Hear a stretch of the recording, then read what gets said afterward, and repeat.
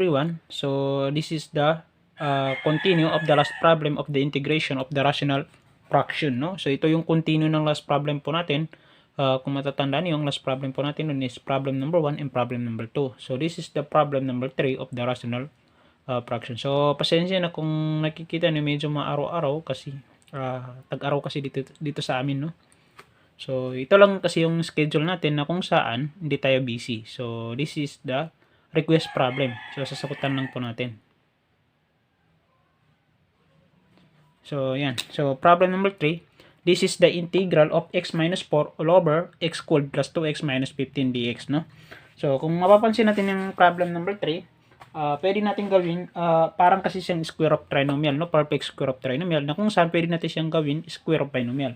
So, pwede natin siyang i-isolate as x minus 4 all over x plus 5 then x minus 3, no? Kasi although naman ang negative 15 is positive, negative 5 and 3, no? So yan, this is dx. So pwede nating sabihin na this is a all over x plus 5 and plus b, no? And x minus 3. So dito nakadepende kasi yung anon sa dami nito, no? So, paiba-iba kasi yan. Minsan kasi, nagre-repeat, kaya nagkakaroon ng quadratic. No? Depende po yan sa denominator natin. So, dito kasi dalawa. So, nabuo natin yung dalawa. So, malamang a plus b lang. Kasi, ang magiging ano lang dito, yung a at b. So, kapag in-eliminate natin yan, para mahanap natin yung ano na a at b, pwede tayo mag-multiply ng LCD, which is yung x plus 5 and x minus 3, no? Ito makinig mabuti. Pag ito minultiply natin dito, siyempre matatanggal ito, no? Yung denominator niya. Kasi kung makikita nyo yung denominator, that is x plus 5 and x minus 3, and i-divide mo dito, so matatanggal na ito, no? So ano yung matira? Yung x minus 4. So dito naman, pag itong dalawa na to minultiply mo dito, takip butas. Alam nyo yung takip butas? Yung tatakpan mo yung x plus 5, tapos hanapin mo yung kapareho niya na x plus 5 dito. So ano yung matira? Yung x minus 3. So, this is a times x minus 3, you know? Kasi may eliminate niya kasi yung x plus 5 dahil may x plus 5 dito na i-multiply mo dito, then i-divide mo dito. So, dito naman sabihin ano yung pareho niya, x minus 3. So, hanapin mo yung x minus 3, ito. So, ano yung matira? Yung x plus 5. So, this is b x plus 5. Yan. So, okay na. So, dito naman, ang gagawin lang natin dito is magle-let po tayo ng isang variable like x, no? So, gamitin natin x kasi x variable tayo ngayon, no? So, ang gamitin natin dyan is yung value ng x po is kung ano yung mazizero. O sa madaling salita, may matitirang isang anon na kung saan masosolve po natin. So, katulad nito, pwede tayo maglagay ng x is equivalent to positive 3. So, sir, bakit positive 3? Hindi ba pwedeng iba't ibang number dyan? So, hindi pwede kasi dapat ang gagamitin mong number dyan ay yung may masisiro mo. So katulad nito, kasi ang tinutukoy ko pong may masisiro nyo, yung a or it's either a or b, no? So kasi pag yung x na is equal to positive 3, pag sinubstitute natin dito sa x, so this is x minus 3. So this is 3 minus 3 is equivalent of 0. Pag yung 0 minultiply natin sa a, magiging 0. So ano yung natira? Yung b. Pag sinubstitute naman natin yung 3 dito, hindi masizero yung b. At the same time, makukuha mo yung anon na b. Makukuha mo yung value ng b, di ba?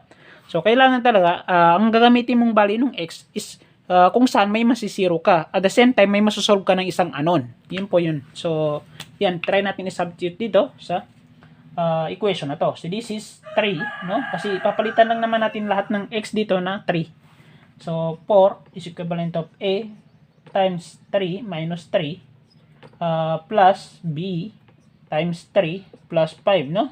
So, this is 3 minus 3, 0. 0 times a, 0 na yan, no? So, 3 to negative 4, this is negative 1. So, 3 plus 5, this is 5.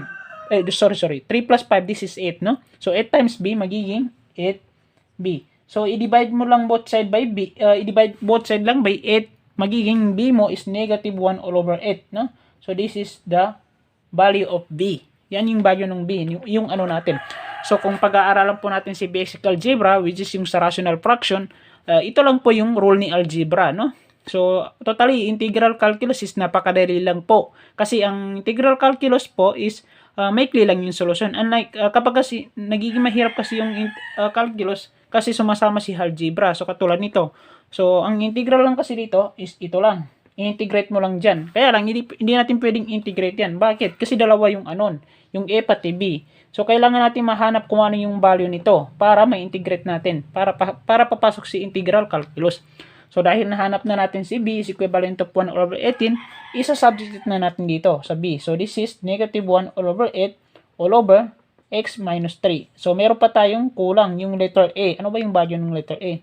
So, ang A is meron siyang denominator na x plus 5. So, hanapin muna natin yung value ng A, no?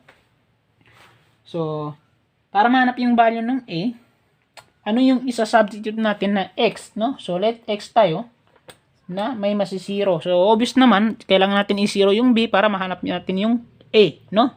So, ano ba yung B natin? This is 5. So, pwede tayong mag-let na x is equivalent of negative 5. So, sir, bakit negative 5 yan? Kasi, tingnan nyo, makinig mabuti. Negative 5, palitan mo yung x to positive 5. This is 0. 0 times B, magiging 0 yan, di ba? So, at the same time, ano yung matira? Yung letter A. So, masosolve mo yung letter A.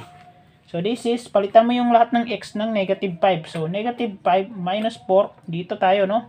So, equal to A times negative 5 to negative 3 plus B times negative 5 to positive 5 is 0. So, negative 5 to negative 4, this is negative 9. So, negative 5 to negative 3, this is negative 8. Negative 8 times A, magiging negative 8A. Ngayon, pag dinivide natin both side, yung negative 8 sa negative 9, magiging A mo is equivalent to positive 9 all over 8. So, sir, bakit maging positive yan? Kasi kapag nag-divide ka ng parehong negative, this is positive, no? So, this will become, ang A natin, this is 9 all over 8. So, pwede na natin siyang integrate with respect kay dx kasi in terms of dx tayo. Ngayon, pag in-integrate natin yan, this is what?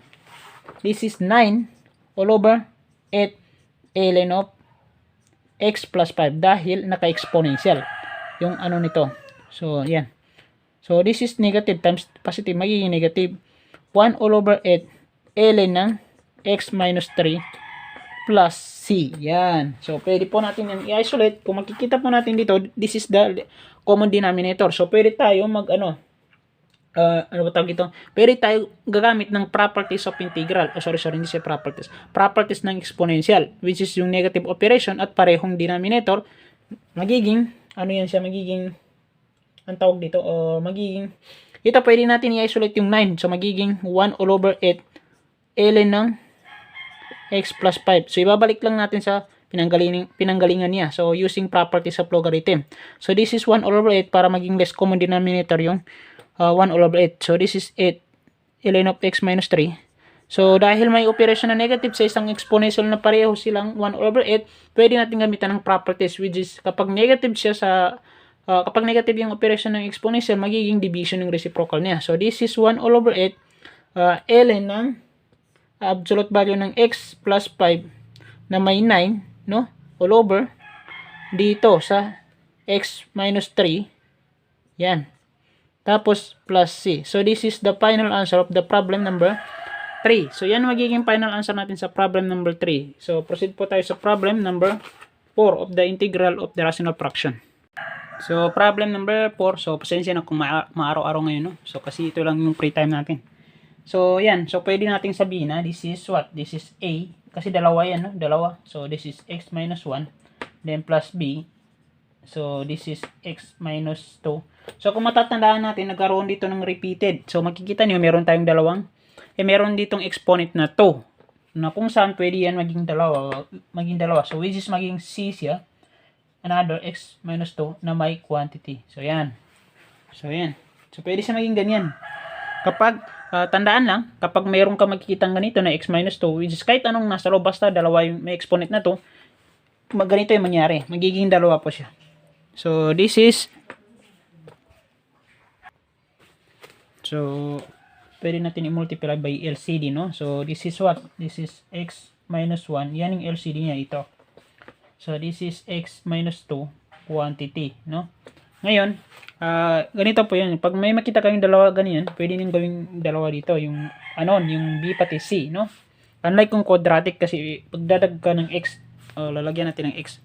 Kasi magre-repeat. So, kapag ganyan, pwede natin i-multiply. Ito, pag minultiply natin yung LCD dito, matatanggal ito kasi pareho yung multiply mo, di ba? Sa i-divide mo. So, this is x na lang yung matira. Then, ito, i-multiply mo dito. Ano yung matatanggal?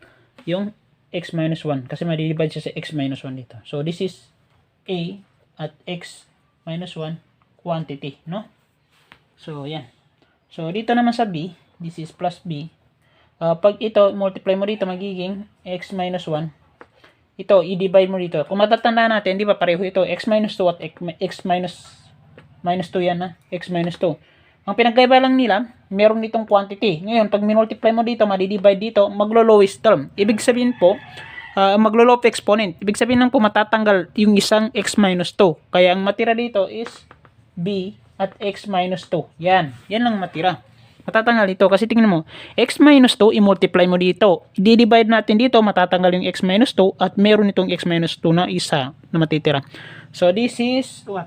So dapat mauna dito yung x minus 1.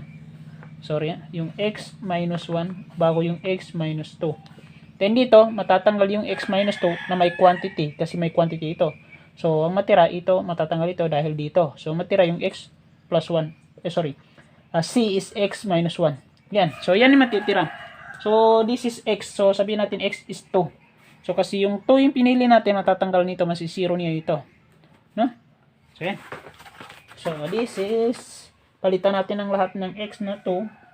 This is a times 2 minus 1. 2 plus b. 2 minus 1 plus, ano ba tawag dito?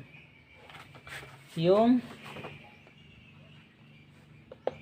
x b ano ito b natin b naging dalawa yung b, sorry naging dalawa yung b natin. So yan, na double. So b, this is x minus 1 times mayroon pa multiplier ito na ganito 2 minus 2 plus c na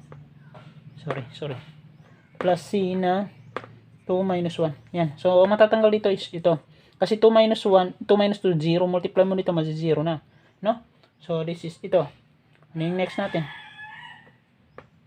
So, ang next dito is x minus 2. So, this is x minus 2 ito, di x minus 1. So, dito, 2. So, matatanggal naman nito. So, ang natira ito. So, 2 to negative 1, this is what? 1 na lang. So, simply, c is equivalent of 2. Kasi 2 divide mo sa 1, 2 lang, di ba?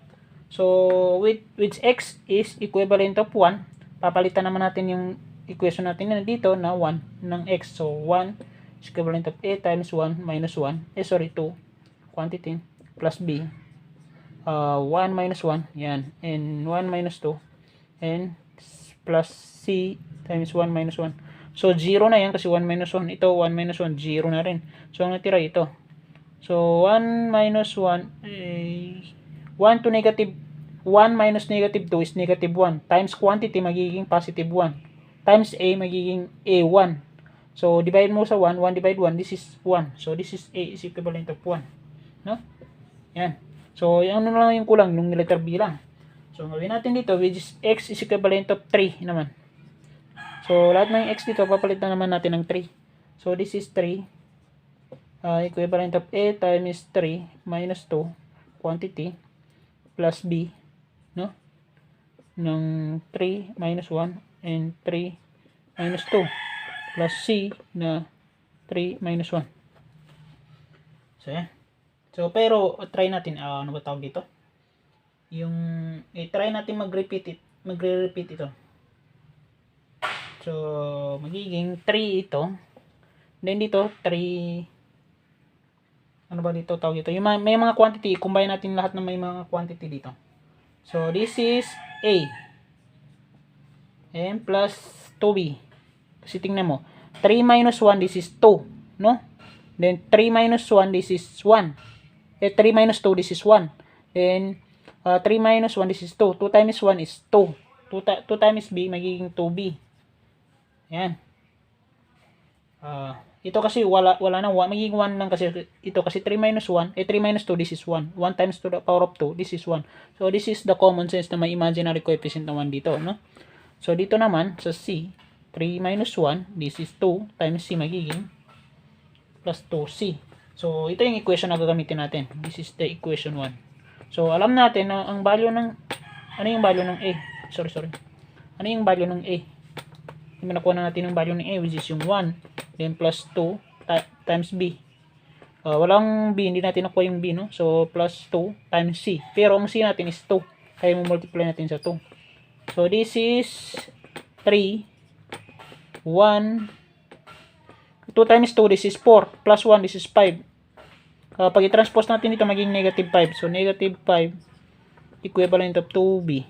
So, positive 3 to negative 5, this is negative 2, 2b. So, divide both side by 2. Ang magiging b natin dito is negative 1. No? So, yan yung magiging b natin. This is negative 1. So, balikan natin yung nakuha natin. So, ano yung a natin dito? Ang a natin dito is 1. So, 1 over x minus 1. Plus b. Ano yung b natin dito? Is negative 1. Kaya magiging negative dito. Negative 1 all over x minus 2. Plus c. Ano yung c natin? This is what? 2. So, this is 2 all over x minus 2 na may quantity. So, this is dx. So, pwede natin integrate yan. Ito magiging ln yan. ln of x minus 1. Then, ito magiging exponential din yan. Kasi, tingnan mo, ang nagiging ln lang pag yung degree ng exponent, hindi siya umaabot sa 2. So, this is ln pa rin. So, negative ln ng x minus 2. Pero dito, tingnan mo, ang exponent niya is 2. So, hindi mo siya pwedeng integrate. Hindi siya magiging exponential. So, pero pag inakyat mo yan, magiging negative 2 yan. Kasi magpapalit ng sign. So, negative 2 plus 1, integrate mo yan. Integral mo lang using power rule. So, negative 2 plus 1 all over negative 2 plus 1. So, this is negative 1. So, hindi naman pwedeng maging negative yung numerator natin. So, pwede natin ibaba. So, magiging negative 2 all over x minus 2 plus c. Pag in-integrate mo ito yung makukuha mo. Yan. So, siguro, I think okay na yung ganitong sagot. Pero, gamitan natin ang properties ng exponential, no? Para mas maganda. So, this is ln ng absolute value ng ito negative. So, magiging divide yan. X minus 1 all over x minus 2. Negative 2 all over x minus 2 plus c. So, this is the final answer, no? The problem number 4, no? So, proceed po tayo sa problem number 5.